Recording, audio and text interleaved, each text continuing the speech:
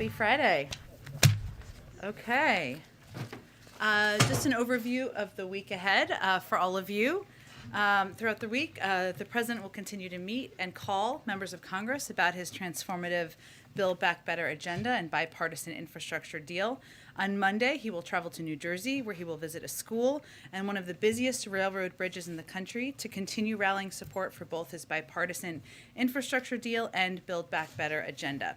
Back in Washington, President Biden will meet with His All Holiness Ecumenical Patriarch Bartholomew and welcome the official delegation of the Orthodox Christian Church of the United States. I was about to lose my Greek American card there for a second, but I think I sailed through. On Tuesday, the President will campaign with former Governor Terry McAuliffe in Arlington, Virginia. On Thursday, the President and First Lady will travel to Rome, Italy. On Friday, the President will visit the Vatican City and have an audience with His Holiness Pope Francis. They will discuss working together on efforts grounded in respect for fundamental human dignity, including ending the COVID-19 pandemic, tackling the climate crisis, and caring for the poor. On Saturday and Sunday, the President will participate in the G20 Leaders Summit. We will have more on individual bilateral engagements in the run-up to the summit. And from Rome, the President will travel to Glasgow, United Kingdom, from November 1st through the 2nd to participate in the World Leaders Summit at the start of COP26, the 26th conference of the parties to the UN Framework Convention on Climate Change. I will note a programming note for all of you. We will have Jake Sullivan in here next week. We're working on finalizing the details to preview the trip in advance of the President's departure. But Zeke, why don't you kick us off? Thanks, Jen. Oh, sorry, can I note one more thing? I apologize. Today, the Vice President visited the Northeast Bronx YMCA in New York with HHS Secretary Javier Becerra, Governor Kathy Hochul, and Congressman Jamal Bowman. The Vice President will hear about the YMCA facilities' impact on the community and deliver remarks about how the bipartisan infrastructure deal and the Build Back Better agenda will benefit working families. She'll also highlight the importance of extending the child tax credit, which is one of the largest ever single tax cuts for families with children. Okay, Zeke, go ahead. Thanks. What's the status of the negotiations over the President's social spending bill? House Speaker Nancy Pelosi suggested a deal could be done today. Does the President expect that? And who's he speaking with right now? Well, he will continue to have calls throughout the course of the day and the weekend, as he has over the last several days. We will provide you details on those as we can. We have a goal, as Speaker Pelosi conveyed. We have milestones, and we're working on finalizing an agreement. That's the status. Our focus is on making significant progress on that. We've seen that happen over the last several days. We're encouraged by the shared commitment to get this done and deliver for the American people. But I don't have any new deadlines or timelines from here, nor have we set them from here over the last several days or weeks. As that package that the President proposed initially at roughly $3.5 trillion, I think now looks to be being cut roughly in half. We've heard the President say he wants to come back at things later, things like community college and the other extending the life of some of these programs that are being shortened. Progressives have been saying that now's the moment to go big. There might not be another moment. Why does the President think, given how difficult things have been up to this point, that he'll have another bite at the apple to sort of make these programs more enduring, or to include even things that couldn't make it into this package somewhere down the line? Well, let me say first, Zeke, that this package is on track to be to represent or to direct the most fundamental shift in supporting hardworking families over wealthy in modern American history.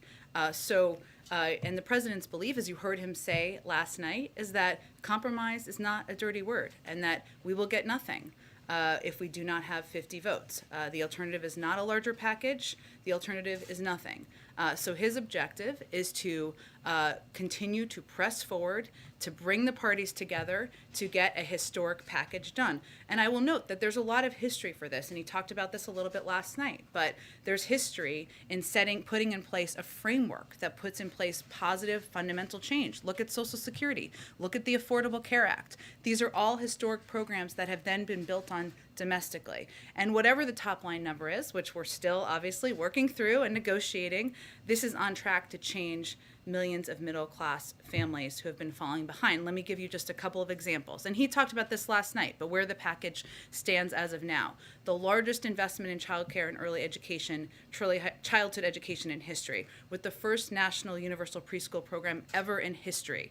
the largest investment in climate and clean energy in history, around 6 times the size of the climate and clean energy investment in the Recovery Act, the second largest climate bill in history, the first national paid family and medical leave program ever, the largest expansion in health care coverage since the Affordable Care Act, leading 7 million people to gain new coverage, perpetuating the largest one-year drop in child poverty in history by extending the child tax credit, and a new investment in housing that is greater than the entire current annual budget of the Department of Housing and Urban Development. That is what we were talking about here, even as we were talking about a package that's being negotiated that is smaller than what he originally proposed. But why does he think that a future Congress or sometime later in the administration he'll have more luck going beyond where he's at right now and getting more spending for some of those programs at the levels that he initially wanted that he's had to tear back? Well, 2 reasons, Zeke. One is what I referenced related to the Social Security program in history, or the Affordable Care Act, where these are programs that put in place the fundamental mechanisms in society to deliver on change and relief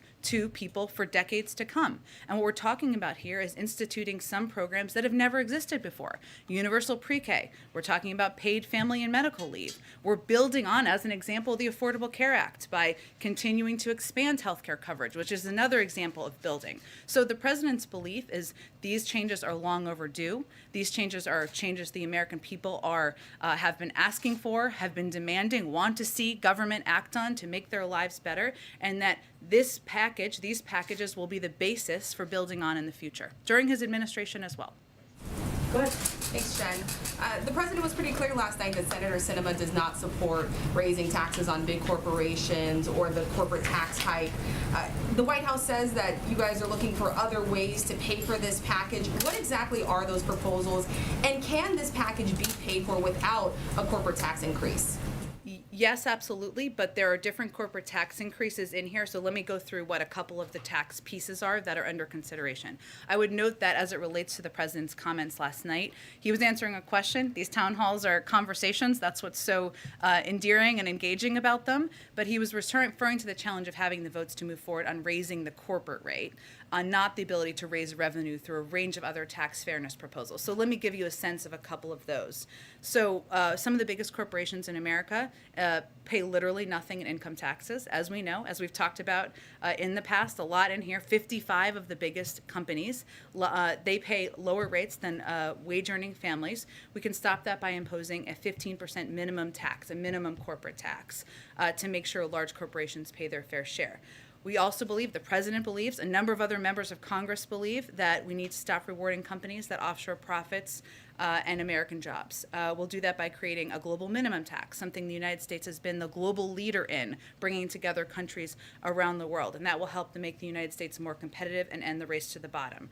We can also close loopholes for high-income Americans, including a loophole that allows some taxpayers, like hedge fund managers, to escape a Medicare tax imposed on all high-end income on all high income. That's another proposal that's out there still. And we can crack down on wealthy tax cheats who are taking advantage of every honest taxpayer and invest in enforcement to stop 1% from evading $160 billion in taxes per year, something that Treasury secretaries, Republican and Democrats, have expressed support for and feel this is a strong part of the proposal. So I list all of those because those are all ideas out there, all ideas that would move us forward toward a greater system of tax fairness and also can help pay for the full package. One more follow-up on the child tax credit. Speaker Pelosi told me yesterday that the president was looking at a one-year extension.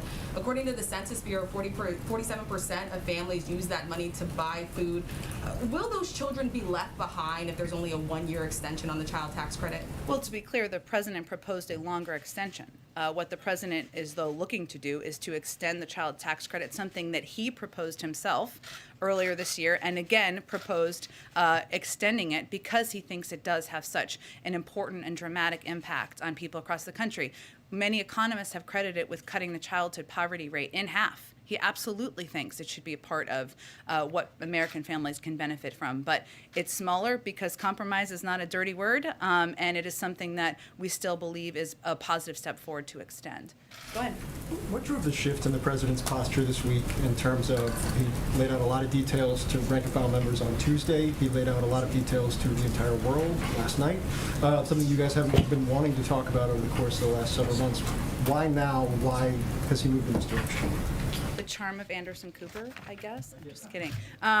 Look, I think, Phil, that we are at this point in the conversation and in the debate where we are getting into the nitty-gritty details, and the president is deeply engaged in those discussions. I think what you saw last night, what the American people saw last night, is that the president has rolled up his sleeves and he is deep in the details of spreadsheets and numbers and what the potential impact can be to help the American people. And he was candid, and he was candid about where the negotiations stood, and also wanted the American people to understand, as I just outlined earlier, that progress here is a historic package that will put in place systems and programs that have never existed in our society before. So I think what you're seeing is that we're getting closer. We're into the nitty-gritty details. There is agreement about some fundamental investments in our society, and he loves having conversations with the American people about what he's fighting for. Two more just to follow up on last night. Can you clarify where discussions are, if they exist at all, in terms of the National Guard and the supply chain? Oh, can I clarify where things stand?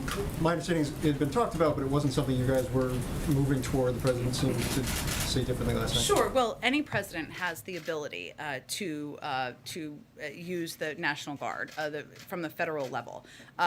Requesting the use of the National Guard at the state level, which is often how it's done, is under the purview of governors. And we're not actively asking them to do that, and we're not actively pursuing the use of the National Guard on a federal level. But it is something that any president would have the capacity to do, the authority to do, but it is not something under active consideration. And then one more. The president was asked if the U.S. would come to Taiwan's defense if attacked by China, and he said, yes, we have a commitment to do that. Is there a shift in U.S. policy as it relates to Taiwan and a defense agreement?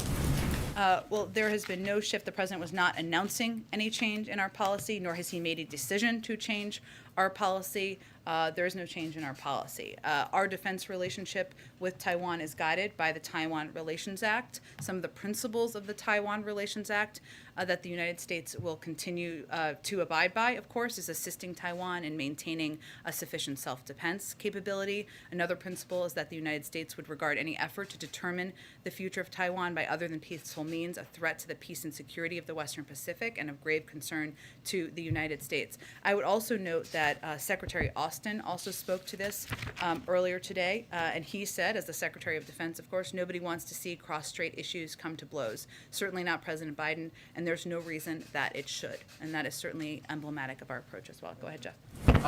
Just piggybacking on that question about Taiwan, the U.S. policy is one of strategic ambiguity on this. He seemed pretty unambiguous with what he said last night. Was that intentional? What I can convey to you is that our policy has not changed. He was not intending to convey a change in policy, nor has he made a decision to change our policy. Okay. Moving back to the legislation, is the president confident, or is he hoping for a vote on this before he heads to Europe next week? Well, his preference would certainly be to get something done in the coming days. And obviously he will work closely with Speaker Pelosi and Leader Schumer to do exactly that. But I don't have any new deadlines or timelines to set for you today.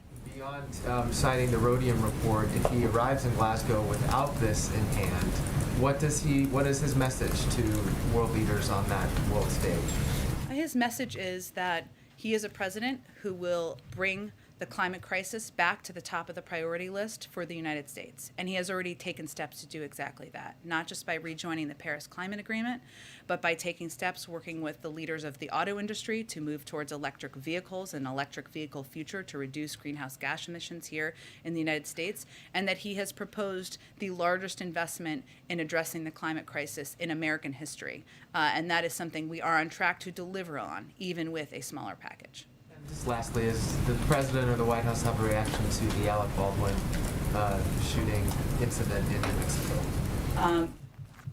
Other than to say that it is obviously a tragedy, the loss of life, and as I understand it, the individual who is in the hospital, and so our thoughts and prayers go out to their family members, but no, beyond that, we don't have an additional U.S. reaction. Go ahead. Thank you, Jen. And follow on China and Taiwan, just to be crystal clear. When the president says that the U.S. has a commitment to protect Taiwan, does that commitment include military intervention in the event of a Chinese attack? Again, as I said earlier, he wasn't announcing a change in policy, nor have we changed our policy, which I think is the most important point here. And we are guided by the Taiwan Relations Act, and I just outlined what some of those principles are, which is ensuring that we continue to assist Taiwan in maintaining a sufficient self-defense capability, and that is something we remain committed to doing. So can you just remind us that policy is no, there would not be military intervention, right? Our policy is to be guided by the Taiwan Relations Act, which is the specifics of that are that we are going to continue assisting Taiwan in maintaining a sufficient self-defense capability. Another principle is that we regard any effort to determine the future of Taiwan by other than peaceful means as a threat to the peace and security of the Western Pacific. But as I noted earlier, our Secretary of Defense conveyed clearly what our policy and our view is, which is that no one wants to see cross-strait issues come to blows. That is what we want to avoid, and that's what the American people should understand as our focus. That's the view of the President, that's the view of the Secretary of Defense, and there's no reason anyone should think otherwise. And then a follow-up on all those tax options that you might have if the corporate tax is not raised, and if there is no hike in taxes on the wealthy. Will all of those still guarantee that this package will not be deficit spending? Yes. Okay. And none of that has been concluded. I think I gave all those additional components of tax options that are out there that, and Senator Sinema can obviously speak for herself, as I always convey from here, but she has been supportive of a number of these options, as have others, and those are all options that can help ensure we're moving toward a more fair tax system, but also pay for these investments. Thanks. And just one more on the filibuster. What are some ways that the filibuster can be fundamentally altered without ending it altogether? Look, I think the president will have more to say about this in the coming weeks. But I think what you heard him say last night is that we're at an inflection point in a range of issues, including, and this is often why it comes up, voting rights. And he talked about this a little bit yesterday when he was at the 10th anniversary of the MLK Memorial. We know the right to vote and the rule of law are under unrelenting assault from Republican governors, attorneys general, secretaries of state, state legislators, and time again, when offered the choice, 3 times over the last several months, when a hand has been extended by Democrats to work together to protect the fundamental right, Republicans have not only recoiled, they have blocked the ability to make any semblance of progress. So what the president's referring to is the fact that that is unacceptable. The protection of the fundamental right to vote is something that has been bipartisan in the past. He spoke back in March about his concerns or how he would view it if the Republicans continue to be obstructionist around it, and we've seen that time and time again. So he will discuss what that looks like, because not getting voting rights done is not an option. Does that frustration explain his evolution of thinking on the filibuster? In July, he said eliminating it would throw Congress into chaos and nothing would get done. Well, I would also note that back in March, he noted that if there was obstruction, that it was something that we would have to take a look at. So, look, I think many of you have covered the president for some time, and you know that his view is that we should pursue ways to work in a bipartisan manner, that we should pursue paths forward that can get things done for the American people. When he helped lead the effort to authorize the voting rights bill back when he was a senator, that was done in a bipartisan way. And he is frustrated, he is disappointed, he is sad that this is not something that Republicans seem willing to engage on, to work on. And I think what you saw reflected last night is his view that in light of the tax on our democracy, what we've seen across the country in states and by state legislators, that it is time to have a conversation about what this looks like moving forward. Go ahead. Thank you, Jen. The leader of a union representing FedEx, UPS, and DHL is saying that supply chain problems are going to get worse with labor shortages right before the holidays unless the president postpones the requirement to get vaccinated by December 8th. So what is more important to this president, the vaccine mandates or fixing the supply chain as fast as possible? Well, first I would say that that is not actually what we've seen at companies that have implemented these vaccine requirements that are not even part of federal law And yet. I Let me understand, just but finish. I'm going to let you okay. talk. Don't worry about it. I'm going to let you talk. Okay. So American and Southwest CEOs have made clear this will their workers will not be there won't be a labor shortage. We've seen United Airlines implement this, and as we've also said, as we work to implement these federal employee requirements, the first step is not firings. It's actually education and counseling. So we don't actually anticipate these disruptions. What we've seen for companies who have implemented these requirements is an increase from 20 to 90%. Last thing, and then I'll let you ask your follow-up, is that the other piece of this is that COVID is an enormous labor disruptor, not only because it's the number one cause of death in some industries and some professions, including police forces across the country, but because people are out sick, people are worried about coming to work. This is one of the reasons that a lot of these companies have implemented these requirements. Just so that I understand the position then, this union leader says that the looming December 8th mandate for having fully vaccinated workforces creates a significant supply chain problem. You say no, it does not. Is that right? What I would point to, Peter, is the evidence we've seen from companies, large companies, private sector companies that have implemented these requirements across the board. Okay, following up on something else the president said last night. Why did President Biden say he has been to the border? Well, Peter, as you may have seen, there's been reporting that he did drive through the border when he was on the campaign trail in 2008, and he is certainly familiar with the fact, and it stuck with him, with the fact that in El Paso, the border goes right through the center of town. But what the most important thing everyone should know and understand is that the president has worked on these issues throughout his entire career and is well versed in every aspect of our immigration system, including the border. That includes when he was vice president, and he went to Mexico and Central America 10 times to address border issues and talk about what we can do to reduce the number of migrants who are coming to the border. He worked in a bipartisan manner with senators like Ted Kennedy, Harry Reid, John McCain, and others to push for comprehensive immigration reform. He does not need a visit to the border to know what a mess was left by the last administration. That's his view. Does that count as a visit? He said, I've been there before. You're saying he drove by for a few minutes. Does that count?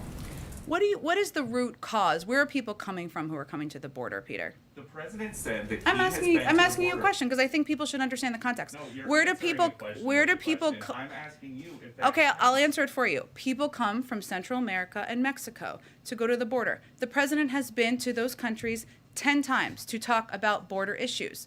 There is a focus right now on a photo op. The president does not believe a photo op is the same as solutions. But he said, That may be a difference he has with but- Republicans. But that's not what he said either. He said, I guess I should go down. So does he think that he needs a photo op? Is that what he's saying? Is that He what you're doesn't. saying? And that's a fundamental disagreement he has. I would say the former president went to the border at least once, maybe more. You may know the numbers. Has anything How changed? did that immigration policy result, Peter? That immigration policy resulted in separating kids from their parents, building a border wall that's feckless and that costs billions of dollars for taxpayers. The president fundamentally disagrees on how we need to approach the immigration issue. Anything changed at the border between 2008 when he drove by and 2021?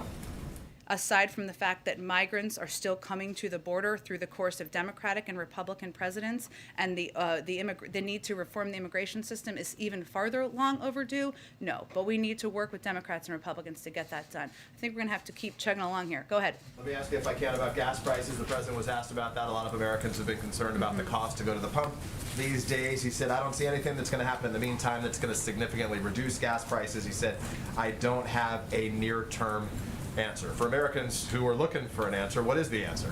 Well, what is true, and I think the president, as I said earlier, was quite candid last night, as the American people should expect from him, and from any president. And there are limitations to what any president can do as it relates to gas prices. Here's what we have been doing. As we've said for some time, we are engaging broadly with OPEC on our concerns at a range of levels. And that is something we will continue to do. As you know, Jake Sullivan, our national security advisor, recently met with leaders in Saudi Arabia and certainly raised this issue.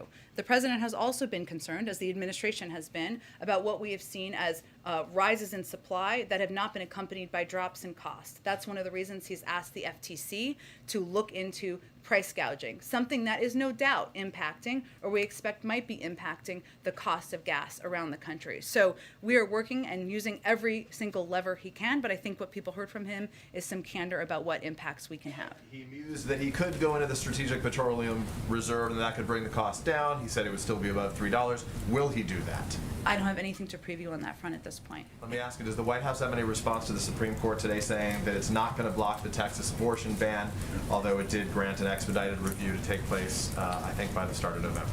Well, I would naturally defer any particular questions about the Supreme Court decision in litigation to the Department of Justice. But what I can reiterate is that the President has been clear in his position that SB 8 is blatantly unconstitutional. It not only violates the right to safe and legal abortion established under Roe v. Wade, but it creates a scheme to allow private citizens to interfere with that right and to evade judicial review. That is why he's directed a whole of government response to it, and why he will continue to stand side by side with women across the country to protect their rights. But in terms of any litigation steps, I'd point to the Department of Justice. The contingencies if the Supreme Court is to uphold that present ban, what contingencies, what process takes place behind closed doors here at the White House to help look out for the women in that state? Again, as you know, the Gender Policy Council and leaders there are leading the effort to work and see what levers in government we can use to continue to protect women's fundamental rights. We will see if there's an update on that to provide to all of you. Go ahead, Serena. Afghanistan, Thank please. you. I'll come to you next. Thank you. The attack on a military outpost in southern Syria this week did not result in any American casualties, but the U.S. military considers it to be a serious but failed attempt to take American lives. Do you know who's responsible, and what is the administration doing to prevent another attack or hold the perpetrators accountable? I don't have any updates for you on the responsibility, and of course, what happened is something that is great concern to us. I have nothing to preview in terms of what additional steps would be. Some governments, including U.S. partners in the region, have moved toward normalizing relations with the Assad regime. Has the administration directly urged its counterparts against doing so? Nothing has changed about the U.S. position as it relates to the Assad regime. In terms of private diplomatic conversations, I'd point you to the State Department. Lastly, because there was a broader review of sanctions policy by the Treasury Department that was released this week. It stated sanctions are most effective on a multilateral basis. So if other countries, including U.S. partners, are resuming diplomatic and commercial ties with Syria, does it not undermine U.S. sanctions, and what does the administration plan to do about it? Say that last part one more Does it time. not undermine U.S. sanctions if other partners are resuming diplomatic and commercial ties with the Assad regime? Is there anything the administration plans to do about that? I don't have anything to preview for you at this point in time. I, again, would point you to the State Department. Our view of the Assad regime has not changed. I would note on the attack, which you asked me about, let me give you all a little bit more context on that. U.S. Central Command confirmed last night and put out a statement, or maybe it was earlier, sorry, that the Al-Tan garrison area was subjected to a deliberate and coordinated attack. Initial reports indicate both unmanned aerial systems and rockets were used in the attack. All U.S. personnel have been accounted for. We're not aware of any injuries to U.S. personnel at this time. Of course, we always reserve the right to respond. As I noted, we have nothing to preview on that front, and we're still investigating. Go ahead. Regarding kids and vaccines, a new poll is talking about 2/3 of parents with kids between 5 and 11, they're having a wait-and-see attitude, or they're resisting it altogether. And so what is the White House doing to combat that vaccine hesitancy amongst parents? Well, first, I would note that we have experienced this before, because if you look back to December, only about 30% or just over that of people who are eligible for vaccines said they would want to take a vaccine. And now we're at nearly 80% of eligible adults or people who are of the eligible age who have now received their first dose. We have launched, and we announced the launch last week, or our intention to launch, a major campaign to communicate with parents, to communicate with families about the safety and the efficacy of these vaccines should they get approval. We will also be prepared to have the doses needed to ensure that parents can get vaccines to their kids. But what we're really focusing on is working with pediatricians. We know that the pediatricians are one of the most trusted sources of information for any parent. I can confirm that myself. And so we're really encouraging parents to talk to their pediatricians, of course, to wait for approval before they proceed, but to have those conversations, and that will be what our strategy is guided around. Sure, go ahead. Thank you, Jen. Two questions. One is about the Moscow conference. The United States was not able to participate. What was the reason? Number two, NATO conference, any result?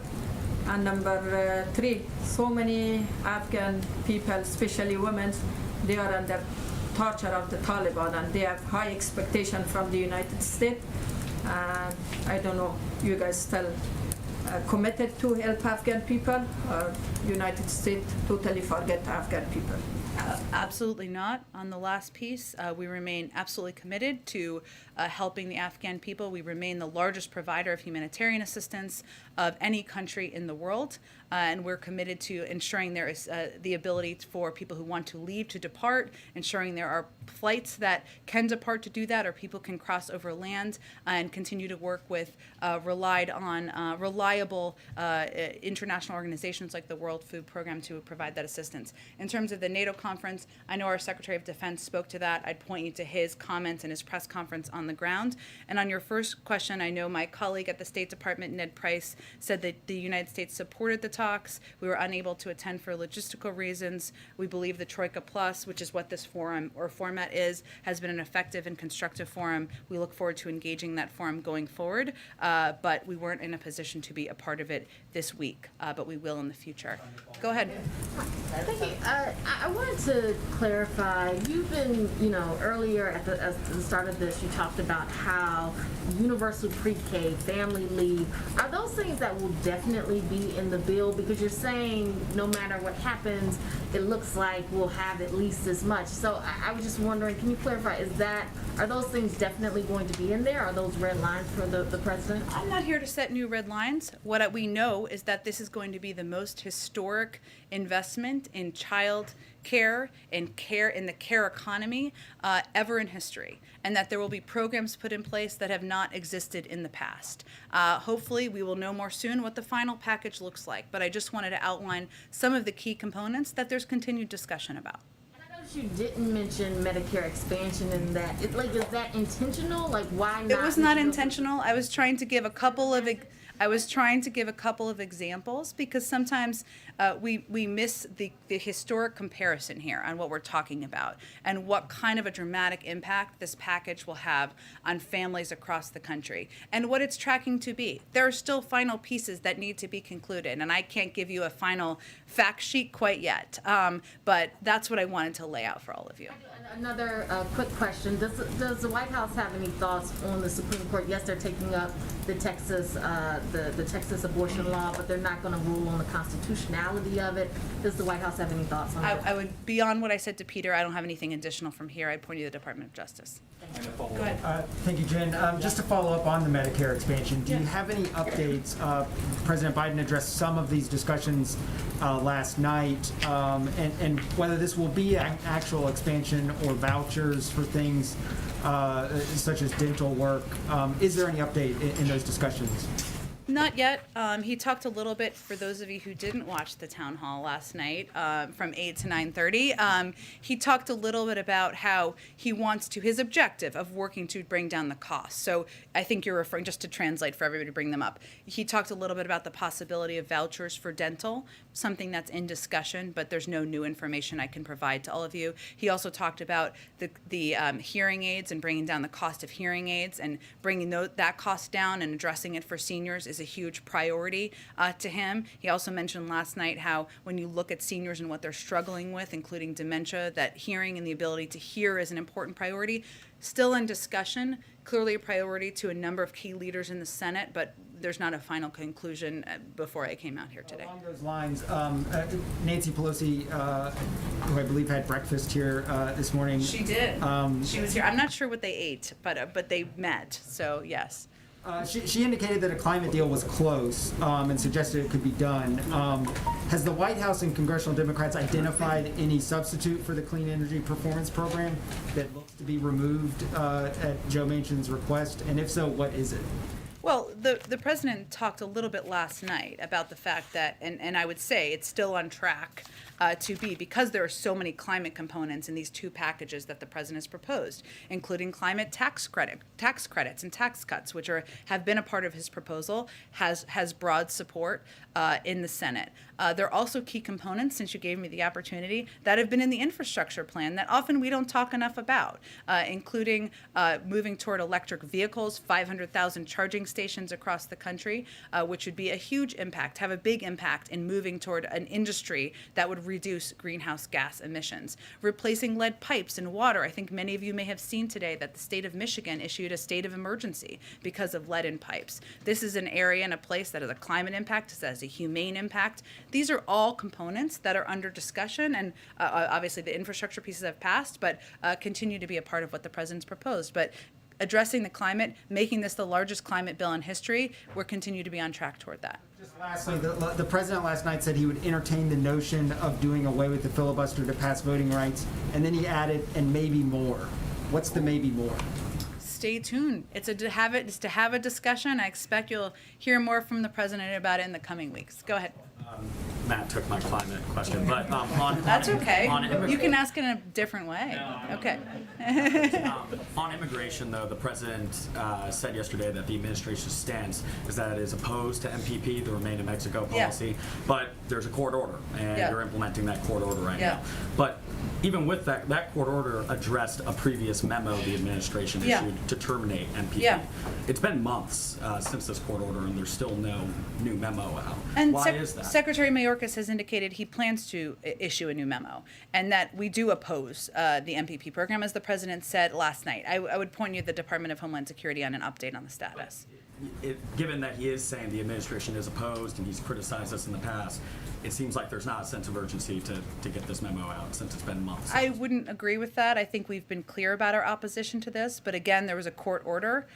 So what we're working to do is move toward the release of a new memorandum, something that would come from the Department of Homeland Security, and while also abiding in good faith by a court order and following the law. I have a follow-up on Afghanistan, Sure. too. Just given that the embassy is currently closed right now in Kabul as well, if you're an Afghan and you still are hoping to find relief and come to the U.S., is there any way to actually get parole or refugee status without going to a third country?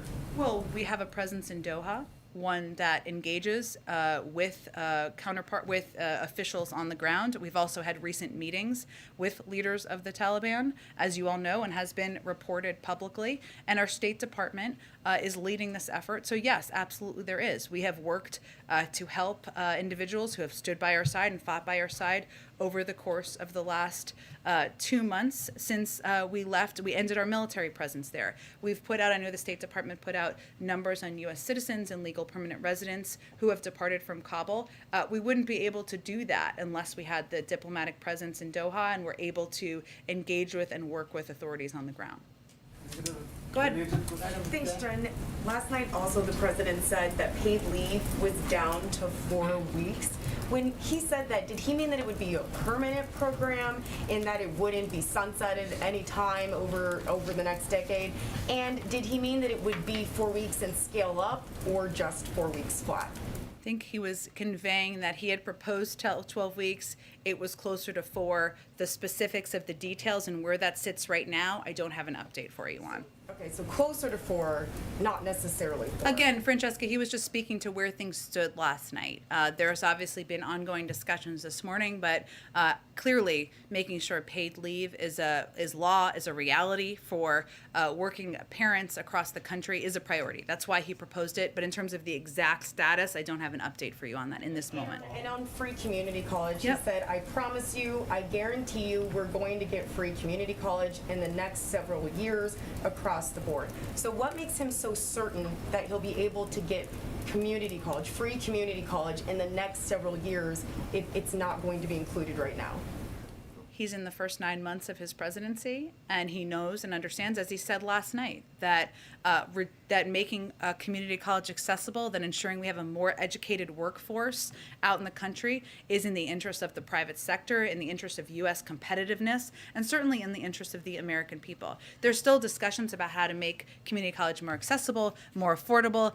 These pieces are still being negotiated. I think what you heard from him, or what the American people heard from him last night, is not just his marital obligation, but is his commitment to getting this done because he thinks it's in the interest of the United States and our workforce here. Go ahead. Thank you, Jen. Thank you. I'd like to ask first about press access and then about coronavirus origins. We as a press corps are fairly unanimous in our opposition to the mysterious pre-screening process that's been going on for presidential events in the East Room. And so I'm hoping that you can demystify for us how White House staff are selecting which journalists get into these events. Is it first come, first serve, or something else? And also, how long will this pre-screening remain in place? Well, we are still in the middle of a pandemic, as you know. People are wearing masks in this room. As a reflection of that, we have certain requirements here as well among staff. And I think we don't have the size of numbers that we would all like to have in the East Room, and we hope that we make changes to that soon. The decisions made. Is that not important that we're going to expand access and make sure more people can get into the East Wing? Everyone here, but how are the decisions made about who gets to go in? There's a limited number that we have based on how many people are attending as guests. I don't have any more information on that. Go ahead, Karen. I think we're going to move on. Go ahead. Thanks, Jen. Has the president spoken to Senators Manchin or Sinema today since the town hall last night? I don't have any updates on his call specifically, but we have been in regular touch with them even through the course of the morning from senior staff. You had said in answer to Phil's question that the president last night was focusing on the nitty-gritty details and that he was candid about where the negotiations stood. He was also much more candid in pointing out the roadblocks that Senators Manchin and Sinema have put up to some of the things he would like to do and what they're opposed to. Did he do that to try and move them through public pressure, or was it to lay the groundwork for what will be a scaled-back final deal on this? He was simply candidly answering questions. He also referred to Senator Sinema as someone who's smart as the devil, which he has used many times in the past to describe the vice president, to describe Rahm Emanuel. It's a point of endearment from him. He described Senator Manchin as a friend. He believes and continues to believe that he is negotiating and working with both senators in good faith, and that we all are working towards shared objectives. So he was simply answering questions that were asked by the audience and the moderator. Go ahead, George. Yeah, this follows a little bit on that. This week has been an interesting mix of inside game with his behind-the-scenes talks and outside game with Scranton and Baltimore. My question is whether the time has passed where speeches can be expected to be effective in moving any votes. I mean, do you think any member watched the town hall meeting and said, "Oh, that's going to change my vote"? I'm not sure that his audience were people who are currently residing in this area in this zip code, right? His audience was the American people who have questions about what this means for them, for childcare, and how it will help them. For people who really want to send their kids to pre-K but can't afford it. For people who are worried about paid leave and hoping that's a reality for them when they're at the point of having children or needing to care for loved ones. And so the audience was really the public and the American people, and the vast majority of questions came from individuals in the audience last night. Isn't it fair to say that the important thing right now is him working his relationships and the inside game to get the votes? That has been important from the beginning, and the president has obviously played a key role here in bringing different viewpoints together toward a shared path forward. That's the role that he has played as president, the role he promised to play when he ran for president. Again, running on the fact that compromise is not a dirty word, and he believes he can bring people together from differing viewpoints. He also believes, and a lot of members will tell you or others this too, that part of his role is talking to the American public about the benefits of these packages and explaining to them beyond sometimes the noise and important conversation about the mechanisms of who's for it and against it and the size and the numbers, about how this is going to help them. So last night was an opportunity to do that. Go ahead. Thank you, Jen. My first question is on the President's climate agenda. So yesterday, Corinne seems to suggest that should CEPP fail to be included in the reconciliation bill, executive action is an option. Do I have that correctly? Do I understand that correctly, first of all? And then second, should his climate agenda fail in Congress, whether it's CEPP or other components, can we expect executive action, some sort of executive order before the president's trip to Europe so that he may have a stronger message on the global stage on climate?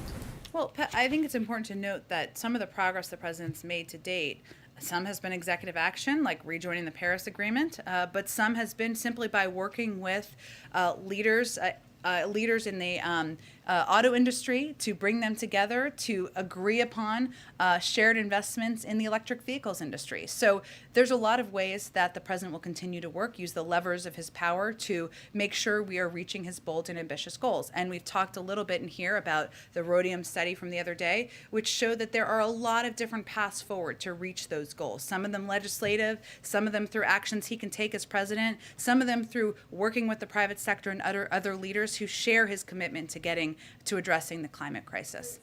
Closing that option. My second question. I actually don't think that's the case. So just to be clear, what was your question? Just to be clear for the record here.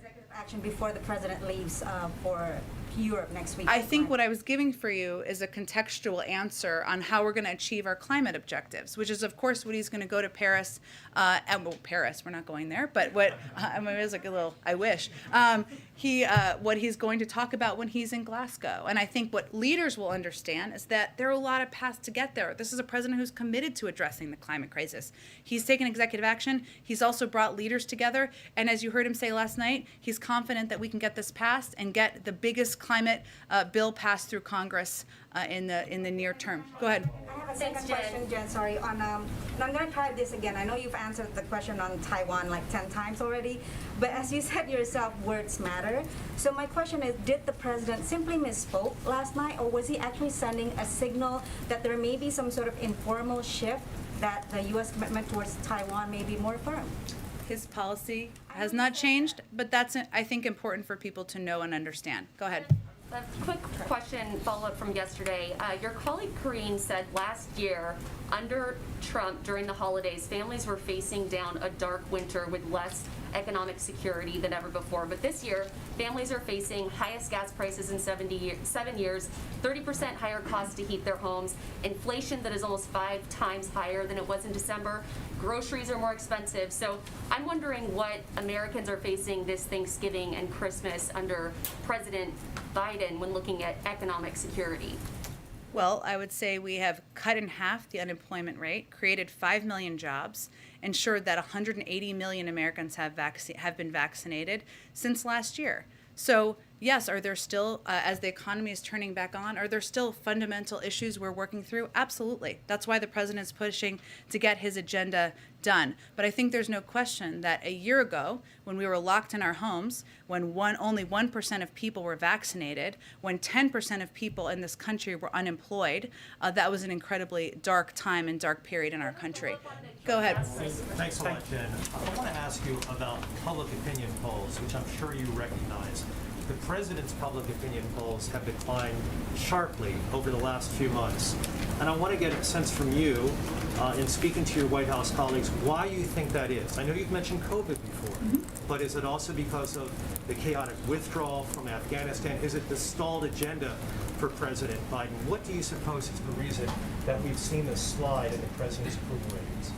Well, a lot of people in this room work for organizations that have done polls, and there's a lot of underlying data in them, and sometimes it differs. So I would just go back to what our view is that we're still going through a hard time in this country, and people are tired of fighting a pandemic. They're tired of the impact on their lives. Some of them are sick and tired of people who won't get vaccinated, who they feel are impacting their ability to live life in a normal way. Some people are still fearful for loved ones, and we all thought that it would be over at this point in time. Obviously, the Delta variant and other factors have led to this to be extended. So there's no question that the fatigue with COVID is impacting people around the country. The president understands that. He's empathetic to that, and he knows that the best thing he can do is help get COVID under control, continue to work to address some fundamental issues in our economy, put people back to work, and that's what he's focused on every day. Turn things around, Jen. What's the way? Is it just getting victories? Is it passing the bipartisan infrastructure bill? What's the way that you think President Biden can turn around these sliding approval ratings? He can keep his head focused on doing the job as president, leading the American people, putting in place fundamental changes that will make people's lives better. Go ahead, Shelby. Thanks. The DHS secretary said, I think it's just about a month ago now, that the investigation into the horseback Border Patrol agents would be completed in days, not weeks. Has the White House received any update on this investigation? Was there any conclusion on whether these Border Patrol agents were whipping migrants? It's really under the Homeland Security Department. I can check with them and see what the status is. I know what he said at the time, and I will see if there's any particular update on that. Is the White House in active communication with the DHS on this? Like, do we know why? Yes, this but is they're being overseeing the investigation, so I would point to them on any update on the status. Go ahead. Okay, one more. Go ahead. Thanks, Jen. Seeing what we're witnessing happen in Haiti right now, with the threat of the 17 missionaries starting to be killed, is there any conversation within the administration to stop deportations that are happening, or using the administration's power to grant humanitarian parole? What's being done, or even adding U.S. military presence on the ground? So what I think it's important to note here is obviously we are working around the clock to bring these people home. They're U.S. citizens, and there has been targeting over the course of the last few years of U.S. citizens in Haiti and other countries too. It's not the only country, but since we're talking about Haiti, and for kidnapping for ransom. That is one of the reasons that the State Department issued the warning they did in August about the risk of kidnapping for ransom. So this is a little bit of a different category of individuals in the country and what they're being targeted for. That's why we issued that warning. At the same time, we are continuing to provide humanitarian assistance, to work with officials on the ground, to work through our embassy, to certainly address the underlying conditions as people in the country attempt to move forward or try to recover from a combination of the earthquake and the assassination of the leader. Thanks so much. Again, I think it's important to note that these individuals were U.S. citizens who were targeted. So we're working to bring them home. Obviously, the Department of Homeland Security and State does evaluate any conditions before they send people back to any country, as they've done here, and there has been no change. Thank you, everyone. Thank you, Jen. You too. Thank you.